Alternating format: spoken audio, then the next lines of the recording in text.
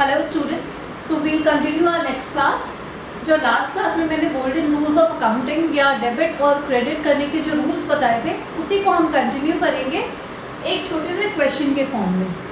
आज भी इस क्वेश्चन में मैं आपको जर्नल एंट्री करना नहीं बताऊंगी, मैं सिर्फ इस चीज़ का एक्सप्लेनेशन दूंगी कि डेबिट और क्रेडिट आपको एक्चुअल में कल सिर्फ एक एग्जाम्पल लिया था मशीन में, लेकिन आज हमने ये कुछ थोड़े से एग्जाम्पल्स लिए हैं जिससे और ज़्यादा क्लैरिटी आ जाएगी कि हमें क्या चीज़ डेबिट करनी है और क्या चीज़ क्रेडिट करनी है। फाइन, तो स्टार्ट करते हैं।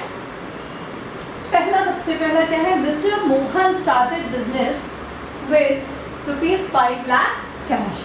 तो मिस्टर मोहन जो है उन्होंने बिजनेस स्टार्ट किया कितने रुपए कैश के साथ? 5 लाख के साथ। ठीक है, तो जब भी बिजनेस में पैसा लगाते हैं तो उस पैसे को हम क्या कहते हैं, क्या नाम दिया है हमने अकाउंट्स में? उस पैसे को हम क्या बोलते हैं? उस पैसे को बोलते हैं कैपिटल। सो कोई भी पैसा जब बिजनेस में इंट्रोड्यूस होता है तो उसे हम क्या बोलते हैं? कैपिटल। ठीक, तो इस पूरे ट्रांजैक्शन में मिस्टर मोहन ने बिजनेस स्टार्ट किया, तो मिस्टर मोहन ने बिजनेस को कितना दिया? 5 लाख रुपीज कैश दी। ठीक है, 5 लाख रुपीज कैश दी। तो अब इस 5 लाख रुपीज को हम बोलेंगे कैपिटल। एक चीज, अब इस ट्रांजैक्शन में दो एस्पेक्ट क्या क्या है, एक तो कैपिटल और दूसरा कैश। एक कैपिटल है और दूसरा क्या है? कैश। अब हमें ये देखना है कि कैश और कैपिटल में क्या डेबिट होगा और क्या क्रेडिट होगा। ठीक है, अच्छा, तो अब हम इसको दोनों रूल से देख सकते हैं। पहला रूल जो हम अकाउंट्स वाला रूल जो था उस पर देखते हैं कि कैपिटल कौन सा अकाउंट है? कैपिटल पर्सनल अकाउंट है। क्यों पर्सनल अकाउंट है भाई? सुनने में तो किसी का नाम नहीं लग रहा है ये, फिर पर्सनल अकाउंट क्यों है? कैपिटल आखिर किसने दिया है? मिस्टर मोहन ने दिया है। तो यानी बिजनेस को के ऊपर जो लायबिलिटी है वो किसकी है? मिस्टर मोहन की है। Mister Mohan is a person, तो यानी मिस्टर मोहन का कैपिटल है ना ये, तो इसीलिए क्या हो गया? कैपिटल पर्सनल अकाउंट है। फाइन। और कैश, कैश क्या है? कैश एसेट्स है। एसेट्स का अकाउंट क्या होता है? Real account. कैश क्या है? Real account. ठीक, तो कैपिटल पर्सनल अकाउंट है और कैश रियल अकाउंट है। अब हम रूल पे जाते हैं। सिंपल, पर्सनल अकाउंट में क्या था? Debit the receiver, credit the giver. ठीक है, क्रेडिट द गिवर। तो कैपिटल दिया जा रहा है ना, बिजनेस में दे रहा है, तो हम क्या करेंगे? कैपिटल को क्रेडिट करेंगे। ठीक है, और रियल अकाउंट में क्या था? Debit what comes in, credit what goes out.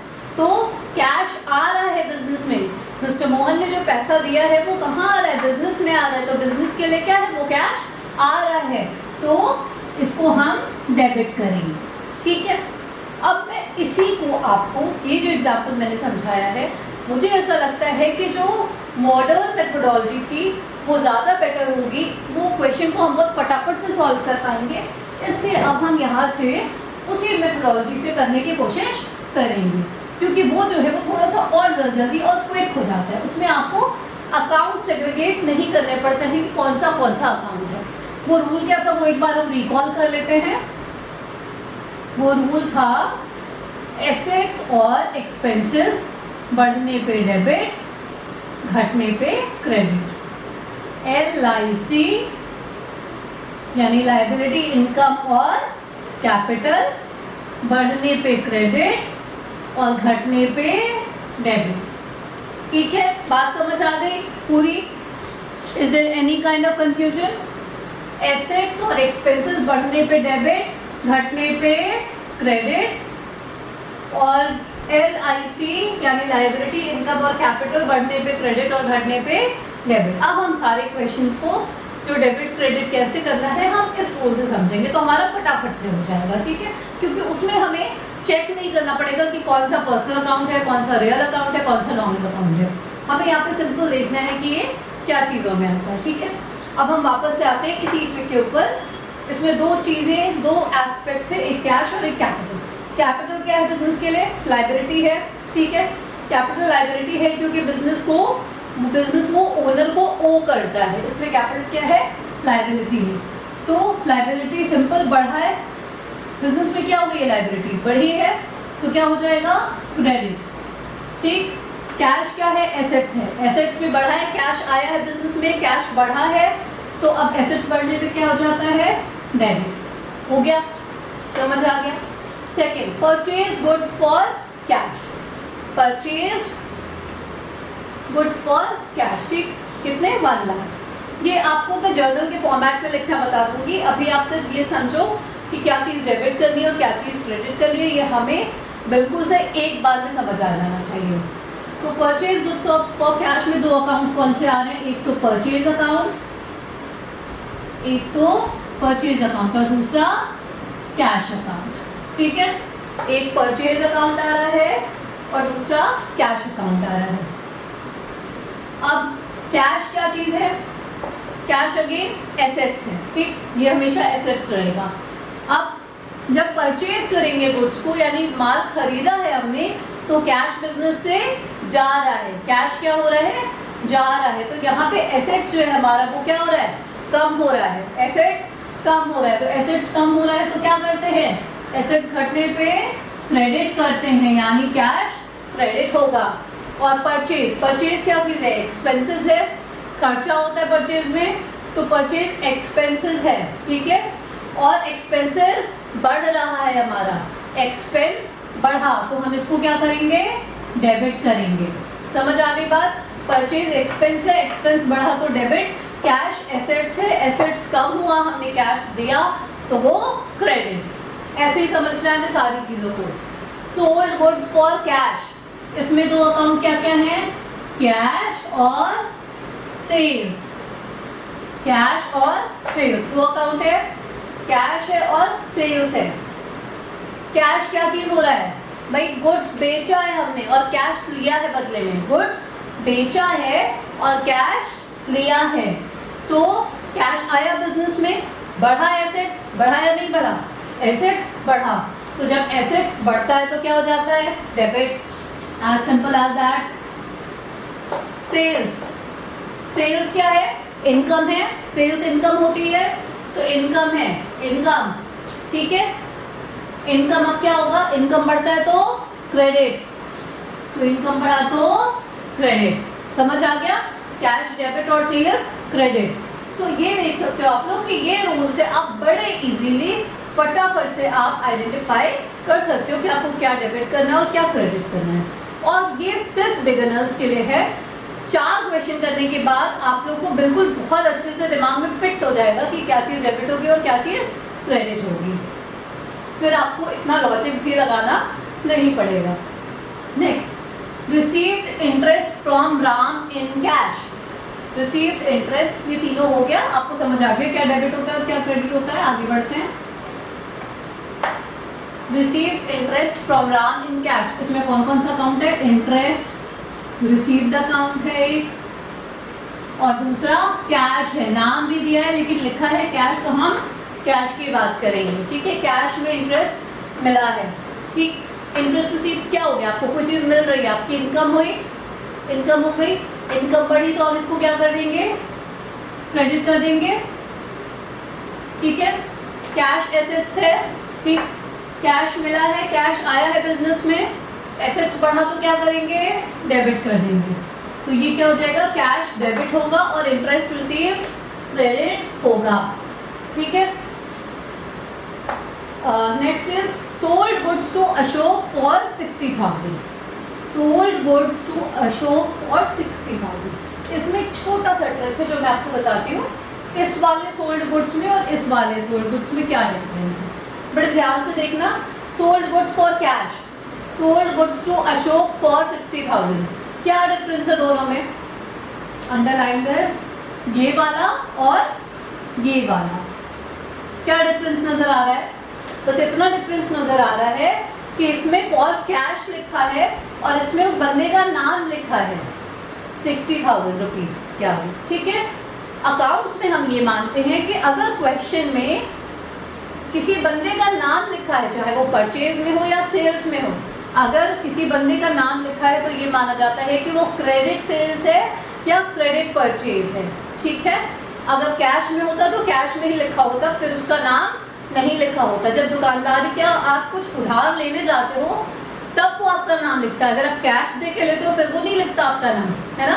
जब आप कुछ उधार लेने गए हो तब वो आपका नाम एक डायरी में लिख लेगा कि भाई इस बंदे ने मुझसे उधार लिया। तो ठीक यहाँ पर भी हम वैसे ही करते हैं, कोई अगर उधार किसी से हमने बेचा है किसी को या उधार खरीदा है तो उसकी एंट्री हम उसके नाम से करते हैं कि भाई इस बंदे को हमने उधार बेचा है।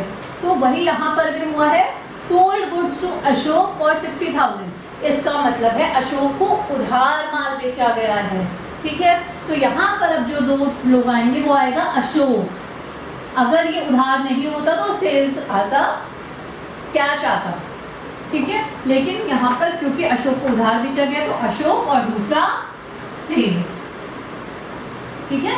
अशोक और दूसरा सेल्स। अगली बात समझ में।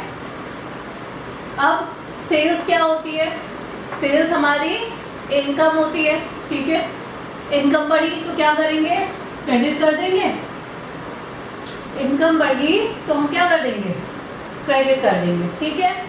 और अशोक को डेबिट कर देंगे।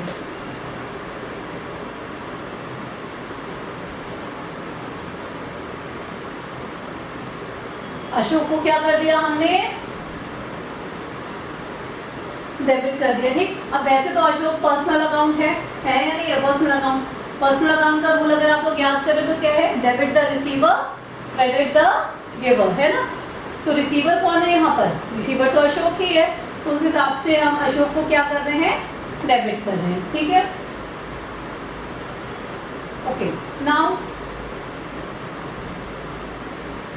अच्छा, अगर हम इस वाले हिसाब से देखें, इसके हिसाब से तो अशोक क्या चीज़ है हमारा? इनमें से कुछ समझ आ रहा है किसी को कि अशोक एसेट्स है कि लायबिलिटी है कि एक्सपेंस है कि इनकम है कि कैपिटल है? क्या आखिर अशोक आ रहा है किसी को समझ? कि नाम लिख दिया भाई, आपने अशोक को माल बेचा है, ठीक। आपने अशोक को माल बेचा है, तो जब अशोक को माल बेचा तो यानी बिजनेस को क्या करना है? अशोक से पैसे वापस लेने हैं। तो जब आपको पैसे वापस लेने होते हैं तो वो बंदा आपका क्या हो जाता है? मैंने बिजनेस अकाउंटिंग टर्म में समझाया है, डेटर हो जाता है। क्या हो जाता है? डेटर यानी देनदार। और देनदार एसेट्स होता है बिजनेस का, क्योंकि वो पैसा देगा, वो बिजनेस बढ़ाएगा। तो अशोक क्या हो गया? एसेट्स हो गया, और एसेट्स बढ़ा तो डेबिट। इस हिसाब से भी हमें यहाँ पर अशोक को डेबिट करना है। आई बात समझ में ना। Next is purchase furniture for cash. Purchase furniture for cash. अब यहाँ पर दो अकाउंट क्या है? फर्नीचर क्या खरीदा भाई? फर्नीचर खरीद लिया और कैश दे दिया। फर्नीचर खरीद लिया और कैश दे दिया, है ना। सिंपल। फर्नीचर एसेट्स है, एसेट्स आ गया, एसेट्स बढ़ गया तो डेबिट हो गया। कैश दे दिया, कैश भी एसेट्स है, कैश चला गया, एसेट्स कम हो गया तो क्रेडिट हो गया, है ना। सिंपल। आई बात समझ में। Last paid wages. Paid wages क्या होता है? वेजेस तो मैंने बताया नहीं शायद, और किसी को याद भी नहीं। वेजेस इज मजदूरी। जैसे आपने फर्नीचर खरीदा तो आप क्या करोगे? फर्नीचर के को अपने घर तक या अपने शॉप तक मंगवाने के लिए आपको किसी न किसी को बुक करना पड़ेगा, किसी लेबर को रखना पड़ेगा जो आपके घर तक पहुंचाएगा। उसको आप कुछ पैसे दोगे। इस तरह के जो पैसे होते हैं उनको वेजेस कहते हैं। वेजेस यानी मजदूरी, हिंदी में मजदूरी। ओके। तो अब वेजेस देना है भाई, कितने? 20,000 रुपये। अब वेजेस दे रहे तो क्या क्या अकाउंट आया? एक तो वेजेस आया और दूसरा कैश आ गया। भाई कैश में दिया गया है वेजेस, है ना। वेजेस कैश में दिया जाता है। Generally 90% time 9% time wages cash ही दिया जाता है। रेयरली होता है कि आप कुछ और दे दो उसके बदले में, ठीक है। तो वेजेस क्या हो गया? कैश दे दिया आपने। अब वेजेस क्या है? आपके लिए तो खर्चा है ना, एक्सपेंसेस है। एक्सपेंसेस बढ़ गया तो क्या होगा? एक्सपेंसेस बढ़ गया तो क्या होगा? डेबिट। और ये कैश क्या है? कैश चला गया, एसेट्स कम हो गया, कैश कम हो गया तो क्या होगा? क्रेडिट, ठीक है। ये सारा हमने मॉडर्न अकाउंटिंग रूल से सीखा है। ट्रेडिशनल से भी यही इफेक्ट आएगा, मॉडर्न से भी यही इफेक्ट आएगा। इफेक्ट में चेंज नहीं आएगा, बट हाँ आपकी अंडरस्टैंडिंग के लिए जो इजी हो आपको वो अडॉप्ट करना है, तो ये शायद ज़्यादा इजी होगा आपकी अंडरस्टैंडिंग के लिए। I hope it is very very clear to everyone. इसी क्वेश्चन को हम जर्नल के फॉर्मेट में भी कर सकते हैं। फिलहाल ये क्वेश्चन इतना, अभी मैंने सिर्फ ये सिखाया कि डेबिट क्या होता है और क्रेडिट क्या होता है, ठीक है। अब आज बस मैं आपको फॉर्मेट बनाना सिखा दे रही हूँ जर्नल का।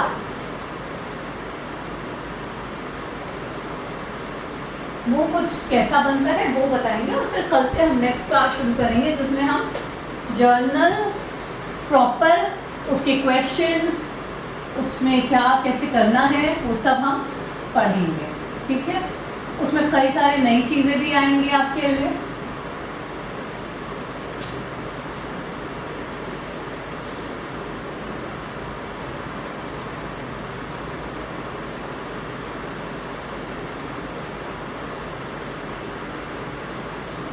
Date, particulars, LF, debit amount,